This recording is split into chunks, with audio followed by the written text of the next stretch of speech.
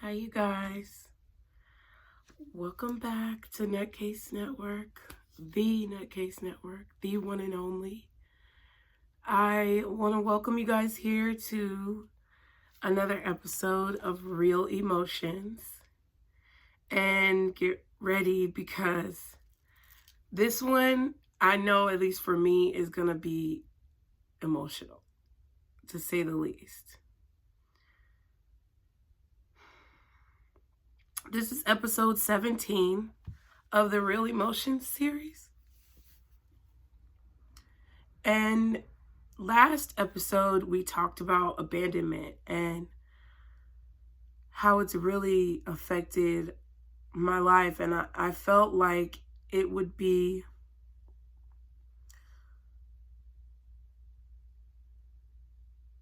unfinished if I did not talk about the more unpredictable version of abandonment, I guess. I felt like it would be incomplete if I didn't talk about the versions of abandonment that you feel from people that are good in your life. Situations like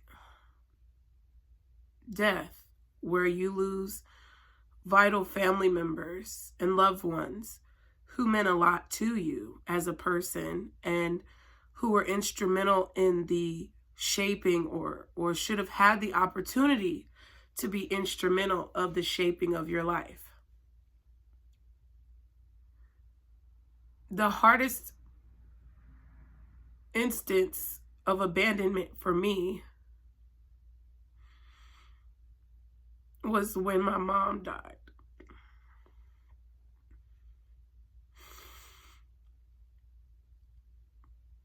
It's something that I don't think I'll ever fully overcome. It's something that will live with me, imprinted on my psyche for the rest of my life.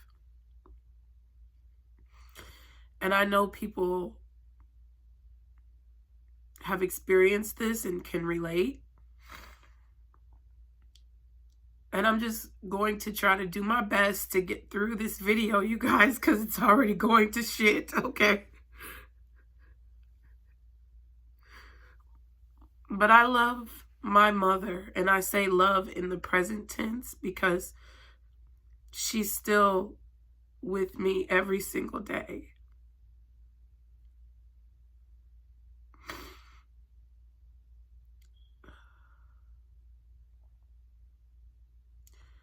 I believe it was this past year, July 2021, if I'm not mistaken. It could have been 2020, but don't get me the dates because I forget. But my mom's birthday is in July. My mom is a Cancer. And her birthday was 7/7. And even now when I say it, it's crazy because I see 7:07 all the time, like in the morning. My son leaves around like 7:10 or 7:15, but I have an alarm, and even before the alarm goes off, I look at the phone and it's 7:07. So this was the hardest instance of abandonment issues for me, because not only did I grow up without my father, but after the age of 13 in 2005, I had to continue on this journey without my mom.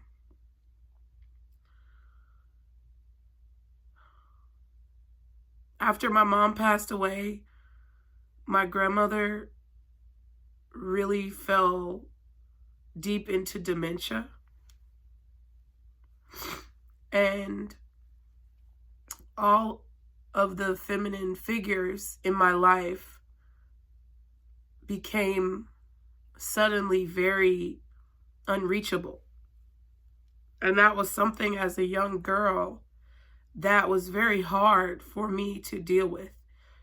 It was something as a young girl that even now I felt like I was nothing.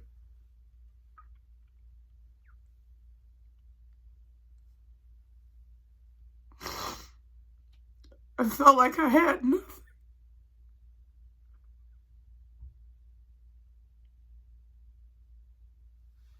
I felt worthless. And as crazy as it may sound, I felt like angry. I felt so many emotions that I didn't know how to process. Sorry. I'm sorry.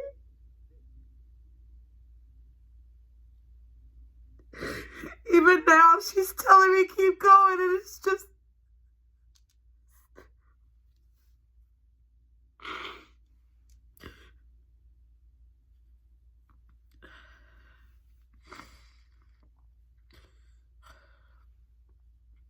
With time and lots of therapy, I've gotten to a point where I've accepted to a certain degree that my mom is not here in the physical form with me.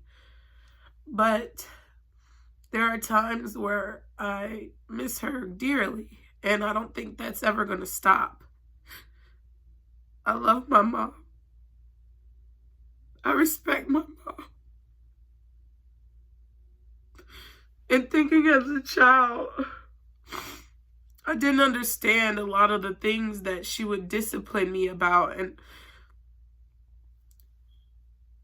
now it's like all I wish for is to be disciplined by her and to be taught. And I feel as if I was robbed of that. But in 2021, like I was saying, or 2020, one of these years after we were in quarantine as a collective, I was really missing my mom. And there have been times where I feel like she may have come to me in dreams and things like that, and maybe I didn't remember. But I've always felt like this, and it's so weird to be a tarot reader and an empath and saying these things and rethinking and reevaluating experiences and memories as a child or an adolescent, pre-adolescent. I pushed down my gifts because they scared me, and I pushed away messages because they scared me. And I feel that that really started to take place when my mom passed away, because when I was a child, she was very much into sci-fi TV shows, and Charmed we watched together, and she knew I was a witch.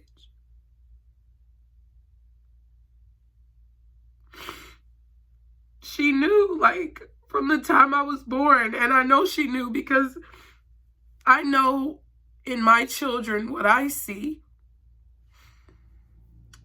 and it's in our blood.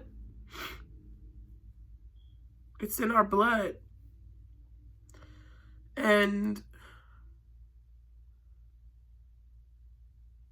on her birthday this year, okay, I was looking at old photo albums, and I took one of her photos. I think it may have been last year, to be honest, in 2020. But I took one of her photos either in 2020 or 2021 on her birthday, and I posted it on Instagram. And I sat down on my knees and I prayed. But I always wondered why, like, she never showed herself to me. Why I never felt like she came to me after she died. Why I never dreamed about her. But I probably did and didn't remember. I probably pushed it away or something. But I don't recollect having any telepathic or esoteric or supernatural experiences like a lot of people say that they do. after she passed for a long time, you know, I was really into like ghost stories and things like that. And I always wondered, like, why doesn't she come to me like that? And I'm quite frankly now, I'm glad she doesn't, because it probably would have scared me. And maybe that's why she doesn't, is because I might be frightened. But on this particular year, when I posted her birthday and the picture of us together when I was at a recital as a young kid, a little kid, like 4 years old, and she was right there in the picture with me. And, you know, a lot of times I didn't have a lot of pictures of her because she was always the one taking the pictures. And I find myself doing that now as a mom. And I have to think to myself, take the pictures with your kids, because one day they're going to look at this and remember you. So on this day, I posted a picture on Instagram, and when I sat down to pray, I was praying and I was crying, and all of a sudden, this new printer that I got just turned on. Like, there was nothing printing, there was nothing going on. It had been on sleep mode. This printer had never done these things. And it was strange because when I got the printer, it was very easy. I set it up, it was quiet. Nothing ever made a sound other than when I was printing. And all of a sudden on this day, as I'm praying, the printer just says,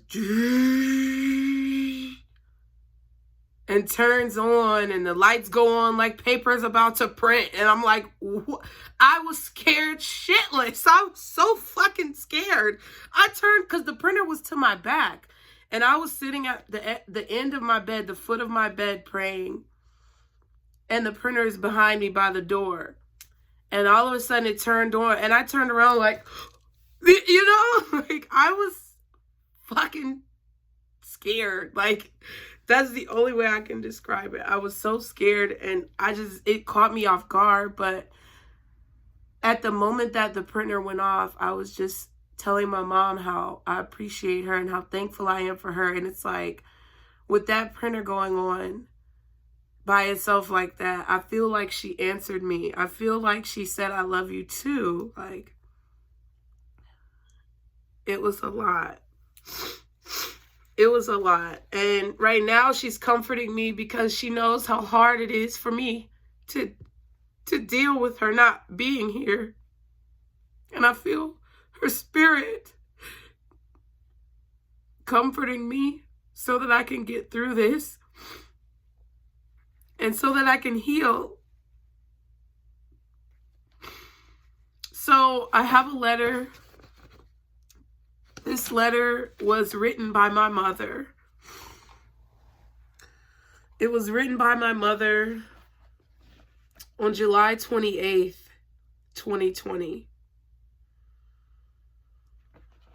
Let me do math. You guys know I'm not great at math.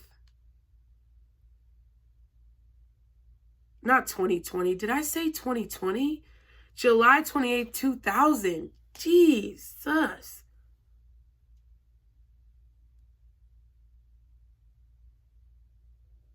So at this time, she was just fresh out of her 41st birthday. My mom lied about her age too. Like, when I was a kid, my mom used to tell me that she had me when she was 25. She didn't have me until she was like in her 30s. Okay, early 30s.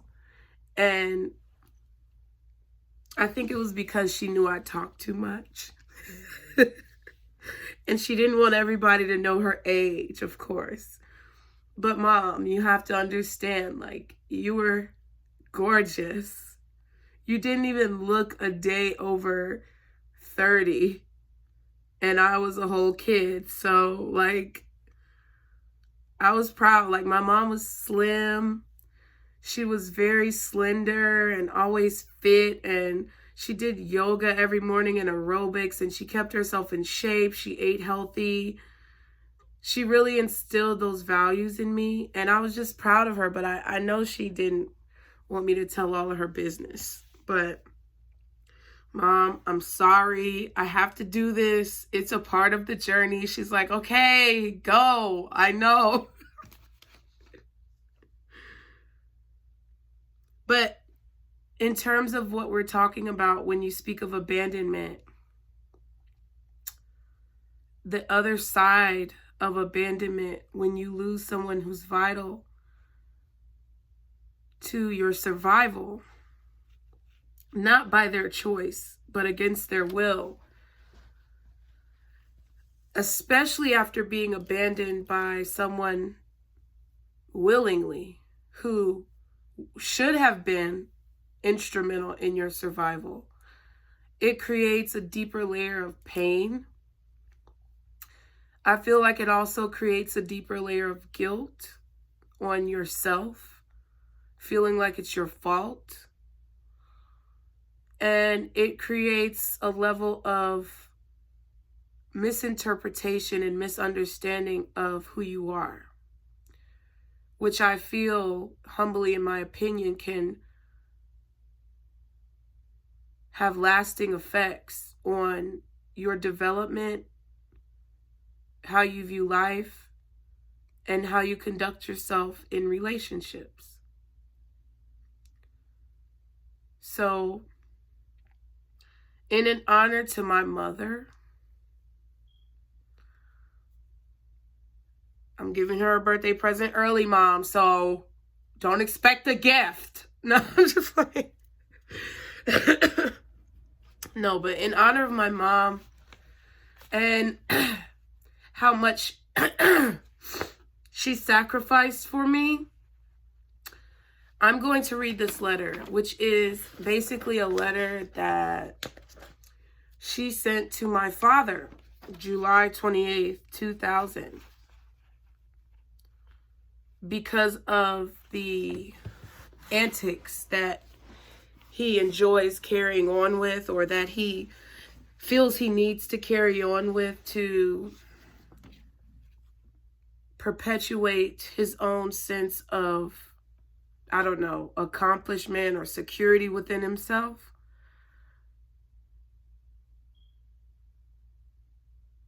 But I'm doing this for her because the effects that he placed on her life, I don't know if he knew that she had lupus. I don't know how long she knew she had lupus. I found out when I was in 3rd grade that she had lupus. I don't know if it had been ongoing or if it's something that just developed at that point. But with her having that immune disease and having to be so stressed as a single parent raising me, and now knowing my father after 20 some odd years and experiencing the level of disrespect and abuse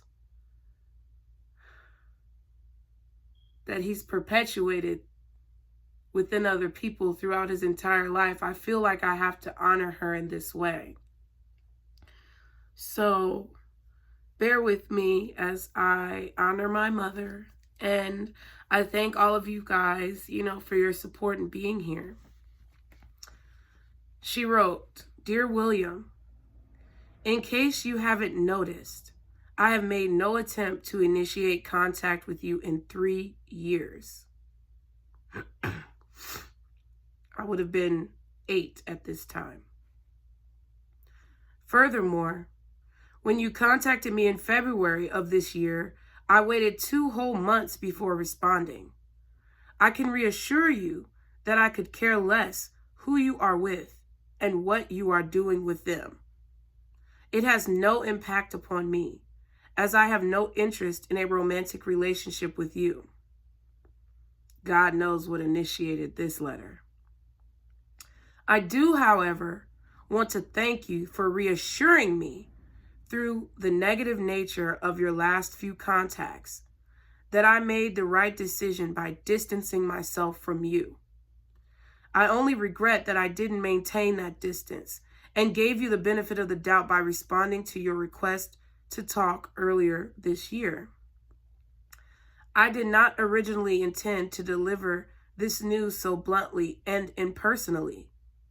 My original intent was to sit down with you face to face, as you desired, and discuss all the issues that confront us both, including your decision to rekindle our relationship, or your desire, to rekindle our relationship. I have found it very difficult, however, to do so for many reasons. Obviously, I dreaded having to deliver news that might hurt your feelings. I, unlike you, do not get a thrill out of hurting other people. Secondly, I've been under what seems like an inordinate amount of stress these last several weeks.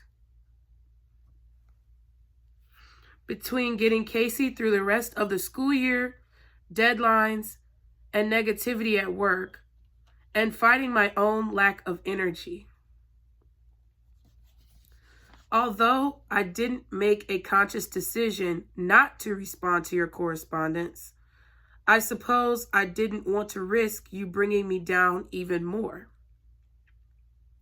Unfortunately, you've never been a consistent source of positivity, comfort, or support financially, emotionally, or otherwise.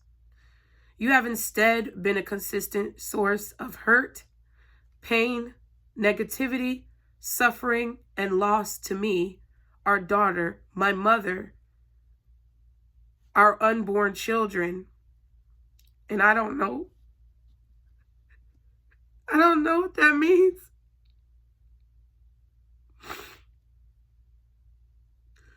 This is why I could never again entrust you with my love, feeling, and emotions, thoughts and dreams, access to my home, money, material possessions, peace of mind, etc. I suppose I abandoned my previous experience and better judgment in the hopes that things had changed for the better and that we could, at the very least, maintain a civil relationship for Casey's sake. Apparently, I was wrong, but not for the reasons, namely because of me, that you claim. If I am to be blamed for anything, it's forever allowing myself to get involved with you at all, and for at least having the presence of mind to refuse to continue to deal with your selfishness, irresponsibility, negativity, and mean-spiritedness. You've made so many false, erroneous accusations against me that I'm sure I cannot, nor do I have any desire to attempt to address them all. Nevertheless, I will address some of them. First of all, I have never conspired to keep Casey from you. You've always had access to Casey. You could have maintained contact with her all along, just as you've chosen to resume contact with us now. You could have written her or sent cards or gifts on her birthday and Christmases, and very importantly, money. Okay, my mom don't play no games. On a regular basis to fulfill your responsibility towards her physical and material well-being. You chose instead not to.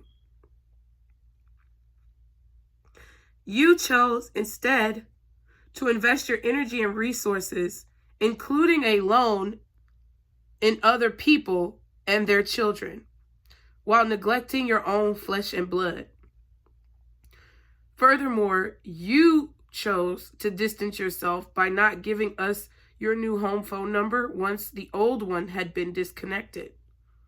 Now, how is any of that my fault? Obviously, it isn't. You can't claim that I would have started trouble by having access to your home address or phone number because I never did previously. I always let Casey dial the number and do the talking, and she did.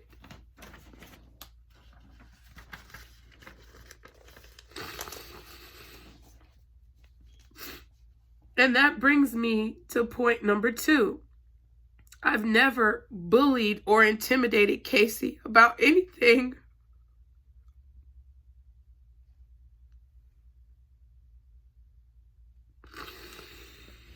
Oh, God. About anything. Much less talking to or about you. 2 of your photographs sit on her bedroom dresser.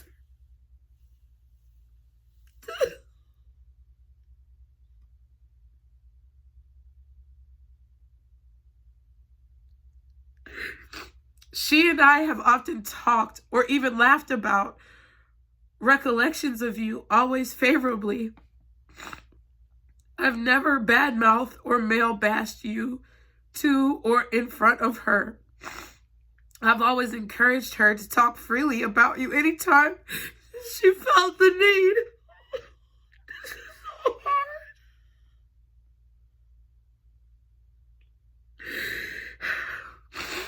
I've never denied Casey the opportunity to call or make contact with you when she wanted to. As a matter of fact, I made a point of asking if she did want to call you. When she did, I let her. But the time came when she didn't want to. I suspect because it was too painful for her.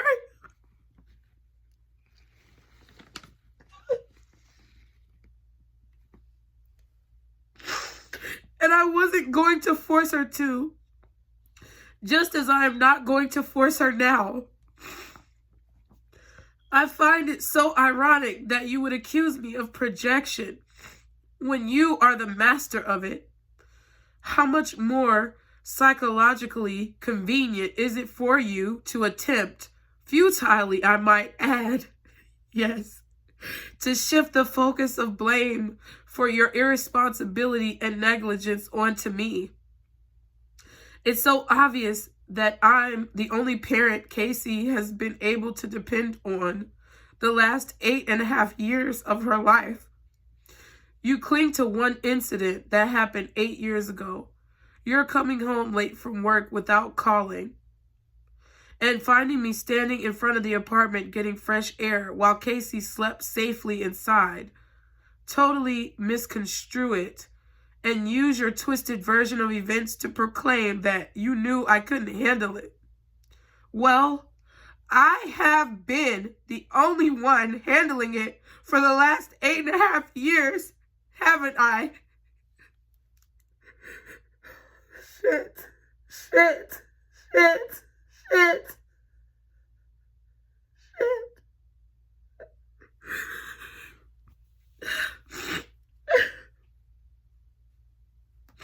I suppose it's easy for you to sit around your hotel room conjuring up mistruths about me and what I'm supposedly doing to Casey.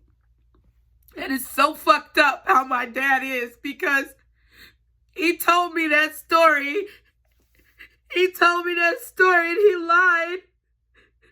He lied to make me hate my mom.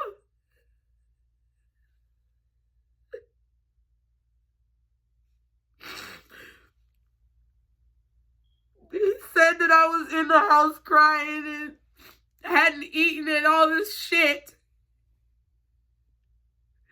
And he lied. I know he did. I'm sorry.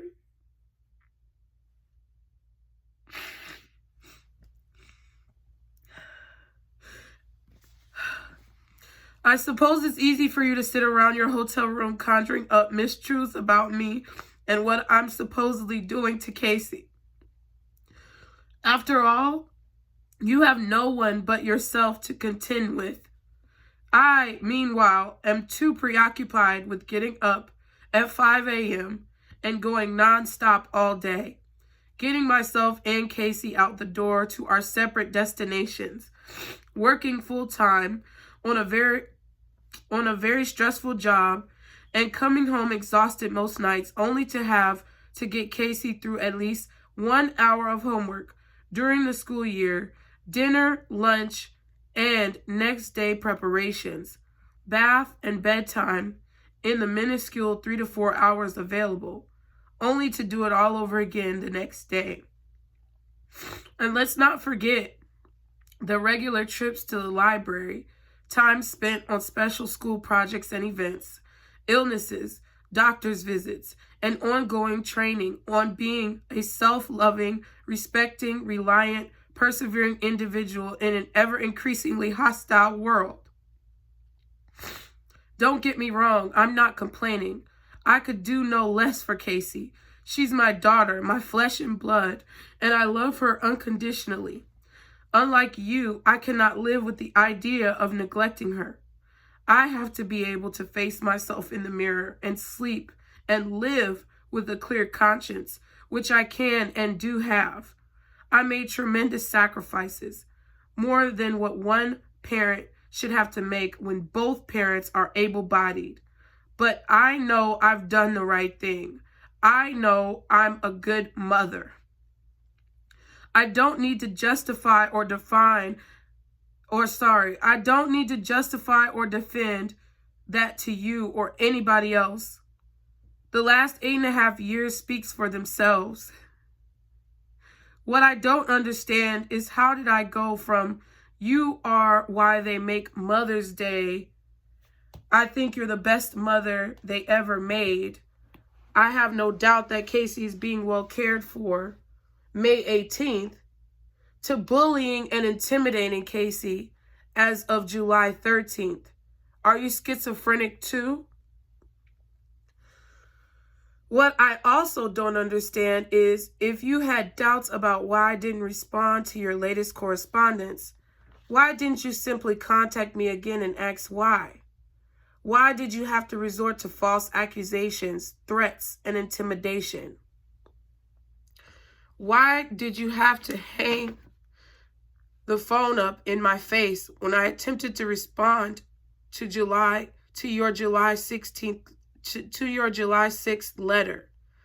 Perhaps it's because of your natural tendency towards negativity, which is not natural, desirable, or effective with me.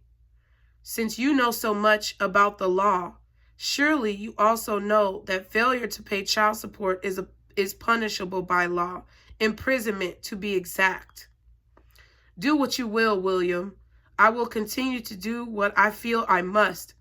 One thing I will continue to do is pray for you.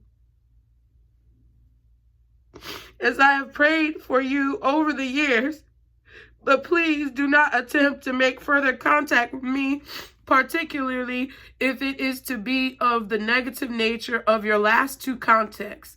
If you do, I will consider it harassment and treat it as such. Arlene. P.S. For the record, it was my decision, not Casey's, that you get her Father's Day card 3 years ago. So when I was 5, I said this. She said, when I asked her if she wanted me to get it to you, she told me, just keep it yourself.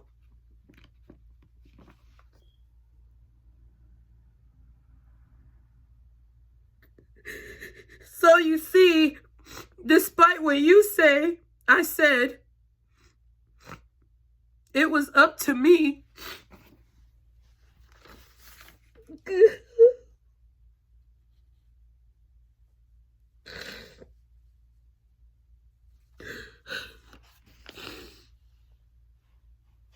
Oh, God.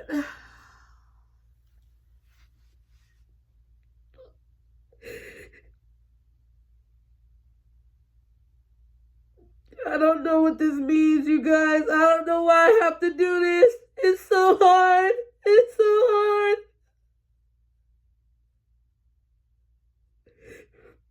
I don't know why I have to show you this. I don't know. I don't know. I don't know. I don't know why. But I have to. I love my mother because she was strong enough to stand up for herself. this past Thanksgiving in 2020,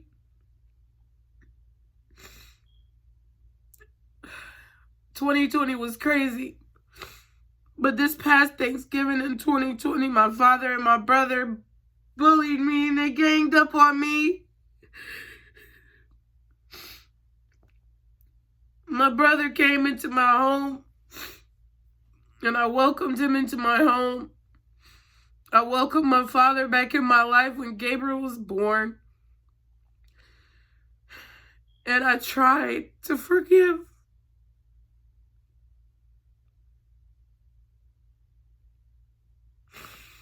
I tried to forgive him. I tried to get to know him.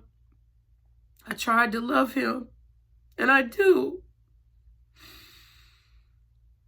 I love my father.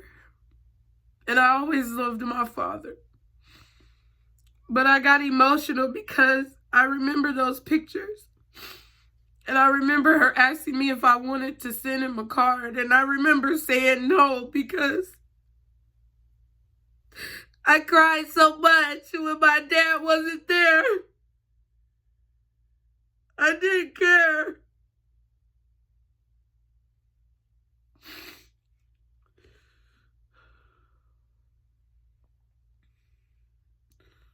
For over 20 years,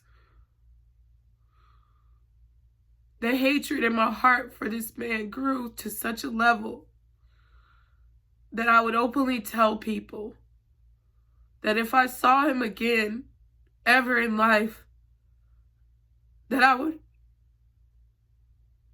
feel so deeply that I'm not sure what I would do. I openly wanted to physically harm him, not kill him. I just would tell people that if I see that man ever again in my life, he's gonna get a fucking shiner because I'm gonna punch him in his face.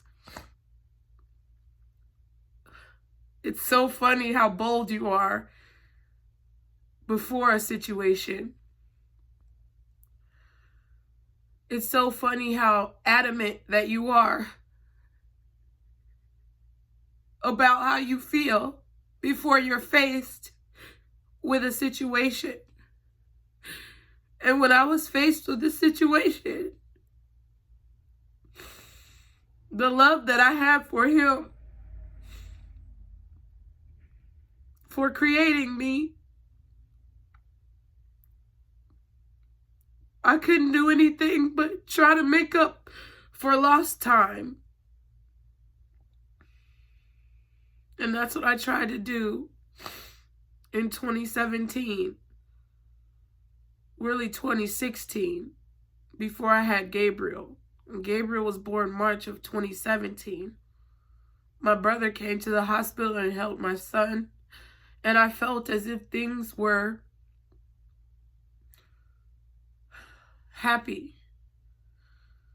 But then last year, my brother's kids were at my home after my sons had spent time at his home. And we were trying to build our relationship. I shared things with him and he shared things with me, and we were bonding, in my opinion or in my belief of the situation. However,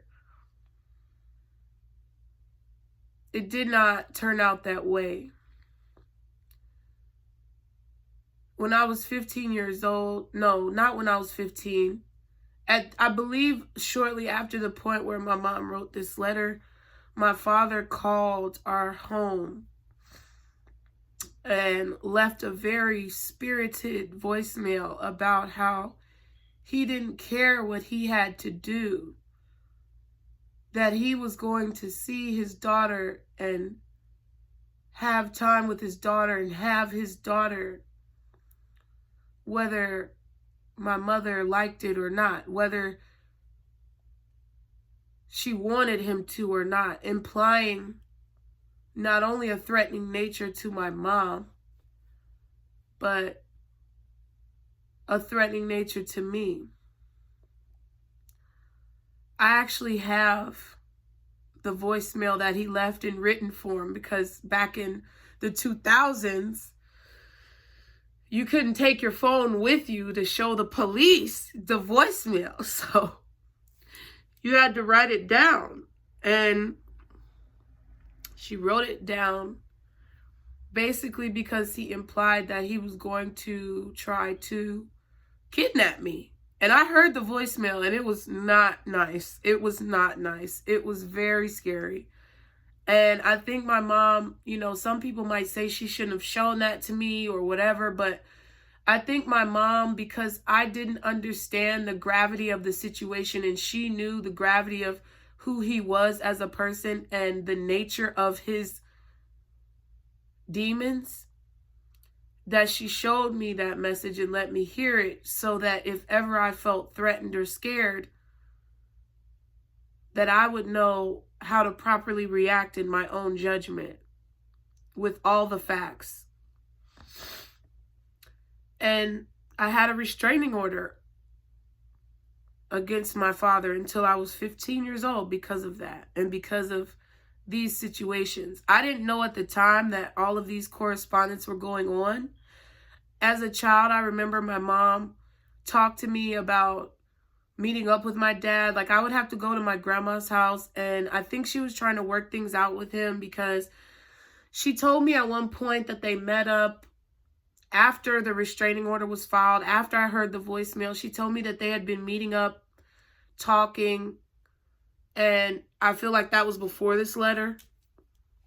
And he basically exclaimed that he was a born-again Christian, and that he was getting his life on track, and that he wanted to be in our lives. However, when my mom had her boundaries, of course, because there was a lack of trust, he resorted to calling her names. He resorted to belittling her. And I feel that he would have, if she gave him the opportunity, he would have attempted to turn me against her my entire life. I have that same fear with my children and their father, my ex-husband. I don't really know what he says or what he said to them as children, but I do feel that he's done things to try to turn them against me, because of the way that they talk to me, because of the way that they lie all the time. I know that kids do this, but it's an excessive amount, you guys, that I can't even get into right now. But I resonate with where she was when she wrote this letter, and I feel her spirit. And I really appreciate my mom. She knows I do. I really appreciate her for being so strong. Because at this time, she had lupus. I found out that she had lupus when I was in 3rd grade. And at this point, I was 8. So I knew she had lupus. I knew she had a stress disorder. And when I found out she had lupus, I tried my best not to get in trouble. I tried to be perfect because I didn't want to.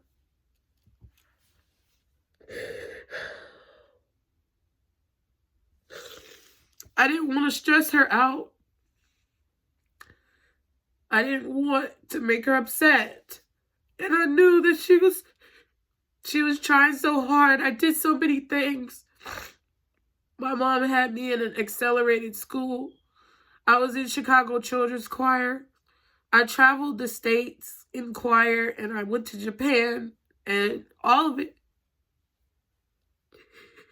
She did all of it.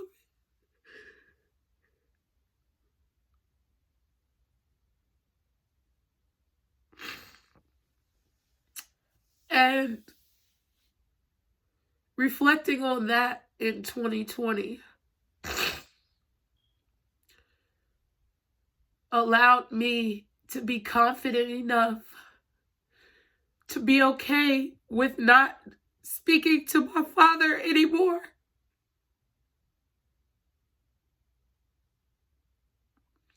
Because that year, after my son spent time with my brother and his sons spent time at my home here,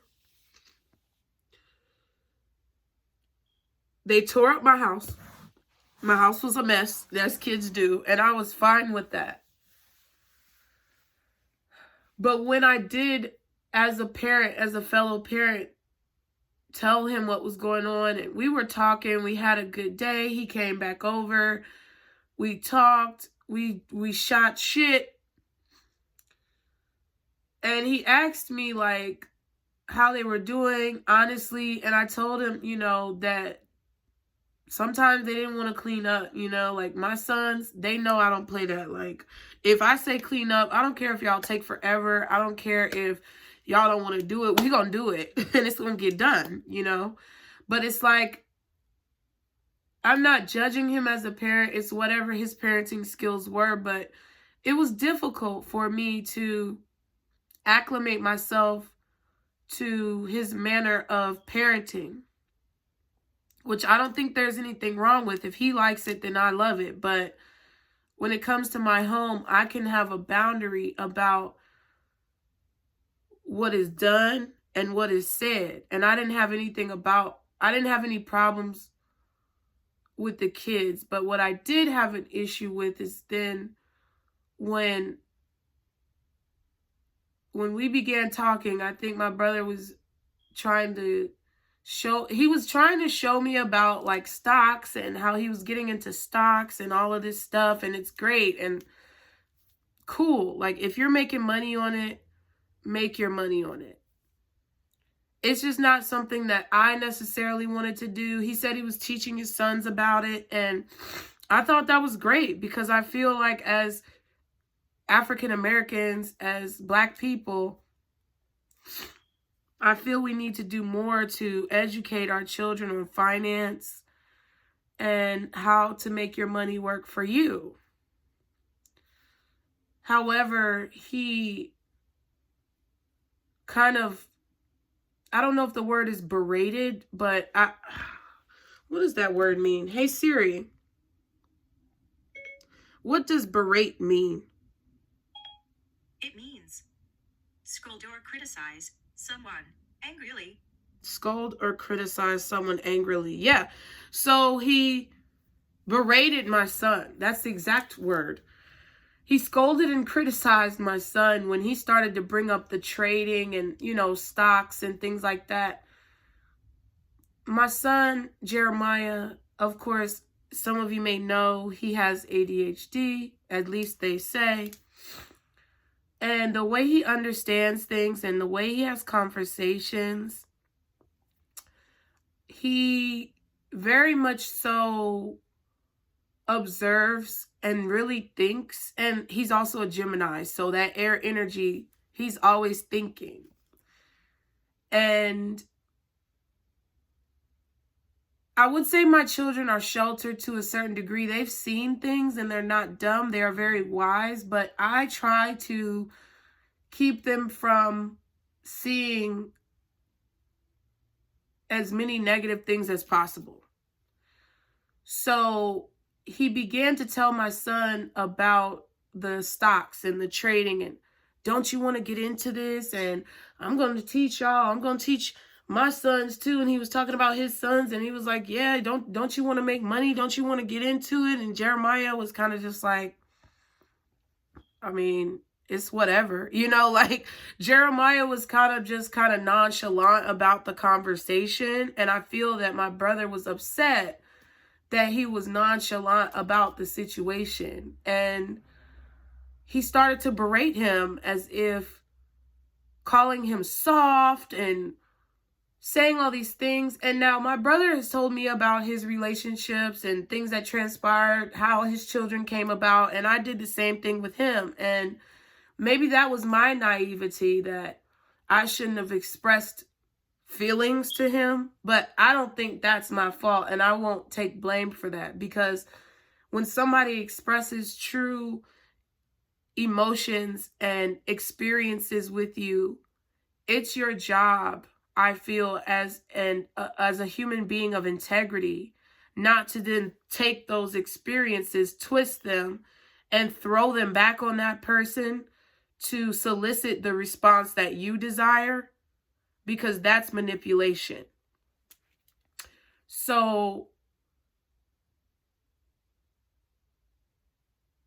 he started asking him questions about money, and Jeremiah was kind of like over it. At this point, I kind of don't even remember what happened, but I knew Jeremiah was over it. My brother is very loud. He's like 6'4", 6'5". I'm 6 feet tall. My dad is extremely tall. He's a big guy, right? Jeremiah didn't really want to deal with it, and he kind of ignored my brother. Like, my brother started to say things that were a bit much. And Jeremiah, like, he was like, don't you want to make money? Don't you want to make money? Jeremiah, he's not going to respond to you doing all that extra shit, bro. Period. My son is smarter than me. Like, I might say, okay, nigga, like, you know what I'm saying? Like, but my son is just looking at you. He was just looking at him like, really, why the fuck are you getting so hyped? Like, that was his face. So my brother then started to say, oh, he's disrespectful. He this, he that. He need to learn how to respect his elders. I said, what do you, first of all, I was like, okay. At that point, I stepped in because I'm like, okay. He wasn't really saying anything, like, he didn't say he was soft at first, but he was saying things like, oh, why aren't you answering, you know? And I was trying to let my son handle the situation because he's 10 years old at this particular point. And yeah, because I believe it was 2020. Yeah. And he's 10, it was last year. So now, of course, we're approaching the holidays 2021, but he was 10 years old at this point. And I mean, I'm giving him the space and opportunity to make his own decisions as a adolescent, as a young adult.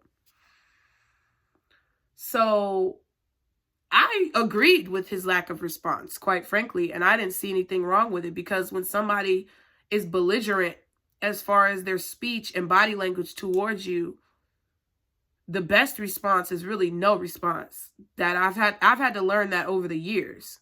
And he's only 10, so I was like, woo woo, you know what I'm saying? Like, proud. But then my brother starts to say, oh, you gonna have a problem out of him. He's a problem. And I'm like, why do you say that? My son's not a problem. He was like, well, because he's disrespectful. He don't respect his elders. I said, look at how you talking to him. Oh, so you agree with what he's doing? Yeah, I do. Don't talk to him like that. And don't call him a problem, because he's not a problem. He's a solution. Like, I legit was straight calm with my brother. And he started getting mad at me and then talking about, oh, just because his daddy don't give a fuck. Like, doing all this extra shit in front of all the fucking kids. His kids, my kids. That's why I say, whatever his judgment was as a parent, that's on him with his children. Right? But don't bring that sloppy, ratchet ass bullshit over here to my motherfucking house. Okay, nigga? I don't give a fuck who you are to me. Don't bring that sloppy, ratchet, negative bullshit over here to my house.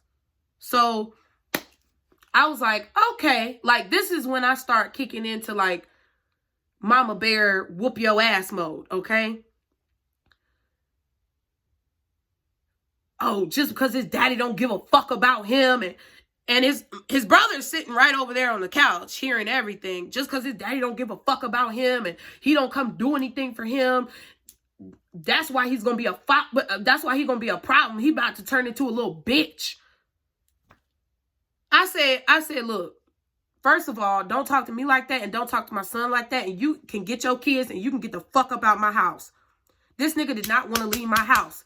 6'4" ass nigga did not want to leave my motherfucking house. This nigga is a fucking tower. I'm tall, but he's a good 5 inches over me. Then he's big. So, like, I'm not talking about fat. He's, like, big. Like, he's got weight. So, I said, I'm politely asking you, though, right now, to get the fuck up out my house.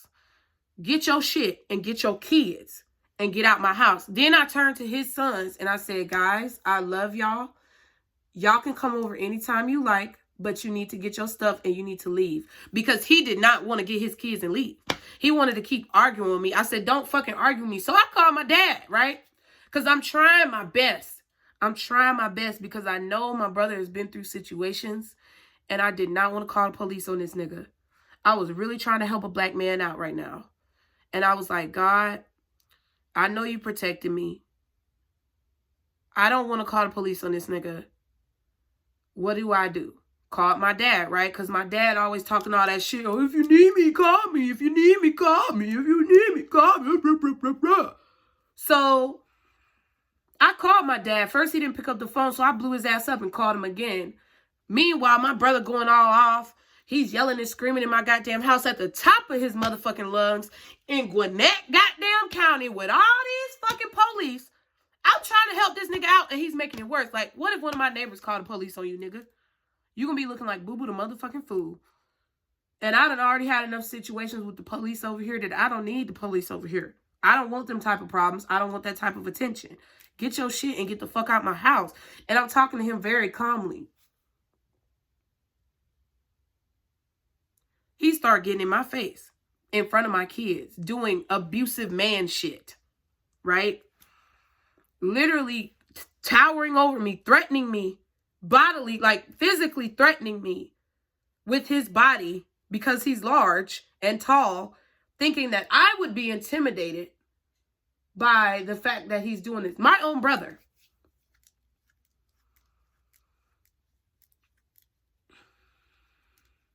And at this moment, I thought about all the abuse situations I've been in because I was also in a situation with my aunt and uncle at their house where they were gone at the grocery store.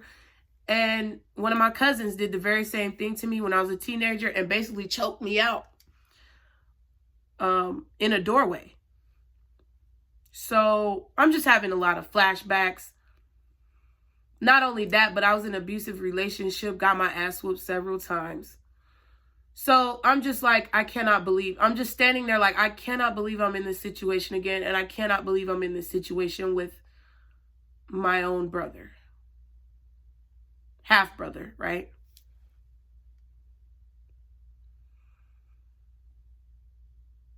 So when he said, it's like, I blacked out because y'all, sometimes I black out. And from what I remember, he was in my face. I was telling him to get out. I was telling him to go towards the door, like leave, get out, go. I was trying to get to the door and it's like he was just backing me up against the wall and I just blacked out. I don't know what happened. He said one more thing about my kids, that they was both bitches, that they wasn't going to be nobody. I swear to God. My dad finally got on the phone. My dad was telling him to leave. He was just yelling about what I did to him and how much I disrespected him, basically trying to justify his abuse of me at that moment. And pretty much I snapped. You were talking about my kids. I snapped. He was backing me into a corner and I felt threatened. And I kid you not, I took my hand and I slapped him hard as fuck.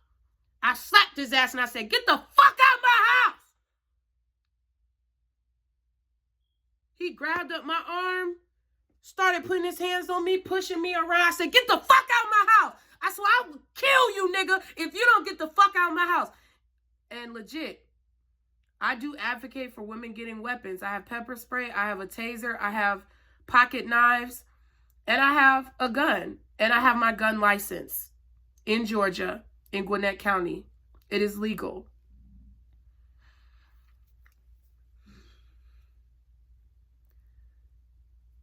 And I was trying my best not to shoot him. I was trying my absolute best.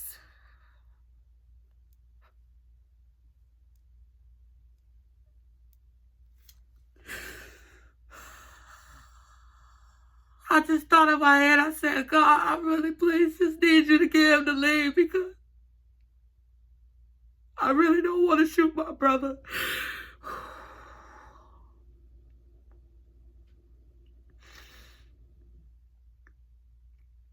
And then all of a sudden, it's like, my dad was like, leave, leave, leave. And he finally walked out the door, but it took forever. And my son was just screaming and crying. And it was so hard for me. It was so hard for him. And both of them. And I'm so sad that they had to deal with that.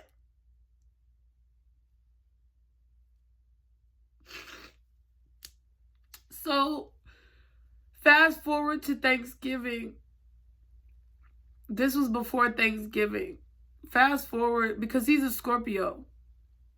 His birthday was in October, and this is when we started spending more time together, because on his birthday, the boys and I spent the night at his house. We cooked, we did a lot of family stuff, and it was really nice. But when Thanksgiving came, after all these situations happened, my dad even talked to me after the situation, and he was trying to understand how I was feeling, and I told him how I was feeling. And I told him that I was scared, and he hurt me, and he hurt the kids, and my dad acted like he cared. But then on Thanksgiving, my brother, I don't know who reached out to who. I don't know if I reached out to him or he reached out to me, but we spoke. I think he reached out to me, and I told him, like, please don't contact me until you apologize to my child. To this day, he still hasn't apologized with his own mouth to my child. And I didn't want to talk to him. My stomach is growling. I didn't want to talk to him. I didn't want to say anything to him. And I feel that I was maybe being rude, to be honest with you. I could probably go back in my text messages maybe and find it and read it, but it doesn't even matter. I just felt that he needed to apologize to my son. And he wasn't willing to do that. And I feel like his attitude about it was that he was justified, and I didn't want to involve myself with that type of energy. And it's something that I said to my brother. I guess he got an attitude about it because I set a boundary. And he pretty much called my dad and got mad about some things. I'm trying to actually see. Oh, yeah.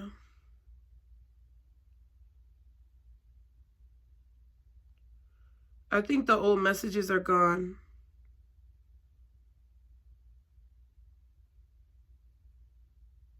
Oh, so yeah, because this is what he said. He said we owe each other an apology.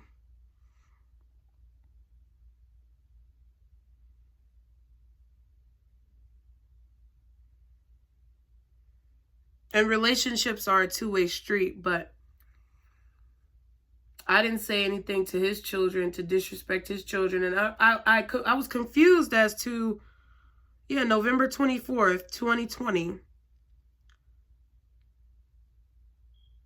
I was confused as to why he wanted an apology. And I said to him, so I told him, I think I told him happy birthday. I don't know what the fuck happened. It was either happy Thanksgiving or happy birthday. But then he said, hey, thank you for the birthday consideration. I'm taking my time to think and reflect on the situation as a whole. Quite frankly, I think we owe each other an apology, and this does need to get cleaned up for the sake of our children. Relationships are a two-way street, and respect goes both ways. I do value my relationship with you guys and have only good intentions towards you and my nephews. This too shall pass, and I'm confident we will work things out. What the fuck is that? What the fuck is that? You brought your big goofy ass in my motherfucking house and then say, I owe you an apology? I said, I'm not apologizing to you. You came in my house acting a fool, and yes, the relationship should be repaired for the kids, but I didn't come at any of your kids like they were grown. And I told him to check his fucking self. And then I said, never. Thumbs down. And then I said, I see you feel like you're so entitled that you don't owe my son an apology for calling him so many types of names, but you've had enough time to reflect. If there's more reflection you need, take your own time, but the apology to my children needs to happen now. And if it doesn't, you can go straight to hell with those gasoline draws you like to keep on. And that's my final thoughts on that. So basically he said he'll apologize for his delivery, but not for his sentiment. And talking about he cares about us. Long ass fucking text. You see how long this text message is? And he basically said my son needs to apologize to him.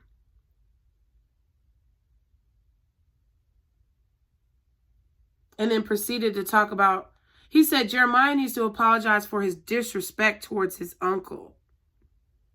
The fuck? Like I would ever make my child apologize for standing up to your big, goofy, bully ass. No. And I told him he doesn't need to apologize to a grown man for anything. Let's be clear. And then he told me that my children are going down a dark path.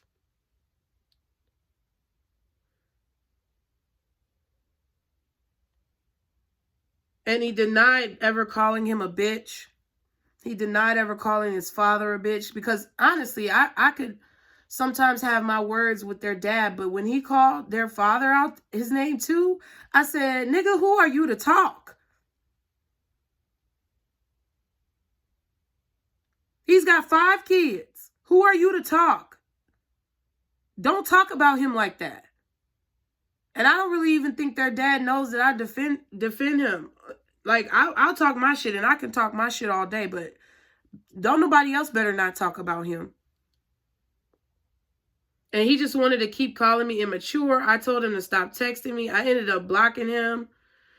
And that whole conversation got to my father. And then my father texted me he called me on Thanksgiving and said why I won't accept his apology. And I'm like, he didn't apologize. Then told me, basically, I said, Dad, you know what he did? Like, that scared the shit out of me. If he ever was to come in my house again like that, he would lose his life. Like, I would shoot the shit out of him. Like, I'm not, that shit, I don't play that shit. So my dad got mad and was like, oh, you always think you big and bad. You think you from the hood. You need to sit your ass down. You ain't nobody. You ain't shit. Started coming at me like that on the phone on Thanksgiving. And I'm like, Dad, I'm not talking about how I want to take this man's life for the fuck of it. I'm saying I was threatened for my life. My kids was in front of me. I was threatened for my fucking life. People go from 0 to 60, 0 to 100 real quick. And it's been situations where men have flew off the handle, women have flew off the handle, people have lost control, and people end up dead. It wasn't going to be me, goddamn. And I told my dad that straight up.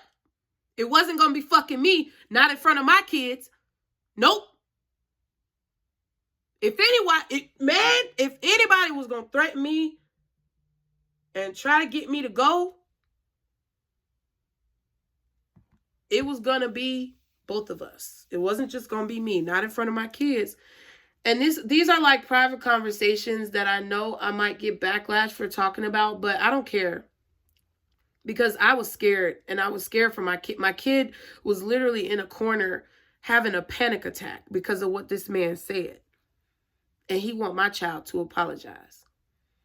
So long story short, my dad pretty much cussed me out on the phone, said I need to sit my ass down. I always think I know everything. Basically having flashbacks of my mom and talking to me like he talked to her, and I knew it.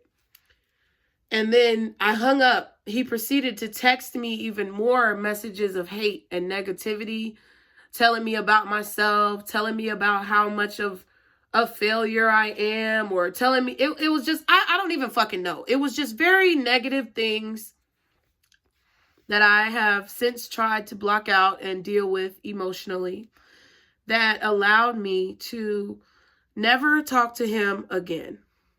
Never talk to my brother again. I mean, I have talked to my brother since then, and I've tried to respect him, but,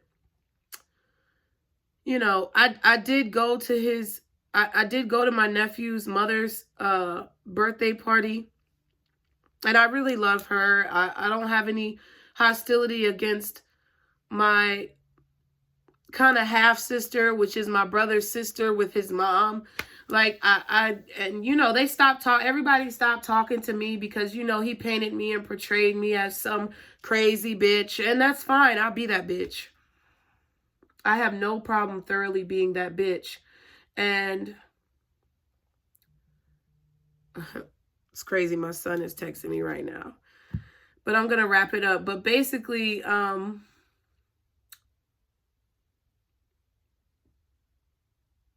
that's one of my experiences about abandonment. I didn't know this episode was going to be so long, but since we were talking about abandonment last week, and since there are very many different perspectives and sides to abandonment, I felt it necessary to talk about it from a standpoint of involuntary or involuntary abandonment, because it affects you too. And the additional pain that it put on me from having to deal with that with my father and then having my mom pass away, it was something that I still deal with to this day. It's something that I don't think that I'll ever fully be healed from, but it's something that I embrace as a part of my history. It's something that I embrace as a part of my life story. And honestly, it's something that I'm glad I was able to experience, so that hopefully I can help you guys, or I can help my kids, or I can help somebody out there who needs hope and inspiration that, you know, things get easier to deal with after they lose a parent, or after they lose a sibling or a loved one of some kind. With time, it gets easier. And that's one thing that one of my mom's best friends told me, a woman who actually had lupus herself. Her sons' names were Camilo and Sebastian, and we went to the same school. And I think her name was Lenore, but I can't remember. I don't know if she'll ever see this video, but thank you, Lenore, or I'm sorry, thank you, Camilo and Sebastian's mom, for telling me that